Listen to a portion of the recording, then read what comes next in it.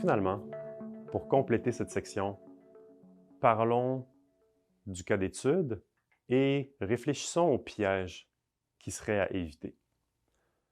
Premier piège sur lequel je vous invite à réfléchir, c'est celui de chercher le maximum de données, peu importe le contexte.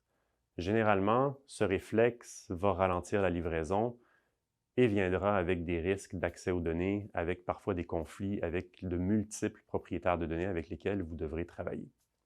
Un deuxième piège sur lequel je vous invite à réfléchir dans le cadre du cas d'étude, c'est d'avoir un focus sur un modèle statistiquement le plus performant à tout prix, sans considérer le modèle opérationnel ainsi que l'impact des données en production. C'est aussi important de ne pas automatiquement cibler un modèle le plus rentable possible sans étudier ses vulnérabilités. Le coût d'une fuite peut coûter extrêmement cher à votre organisation. Évitez aussi de chercher la licorne à tout prix.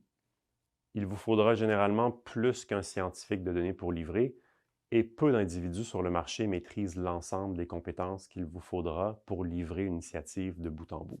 Je vous suggère aussi d'éviter un focus uniquement sur les preuves de concept, car vous devrez vous poser des questions quand viendra le temps de transformer cette preuve de concept en produit.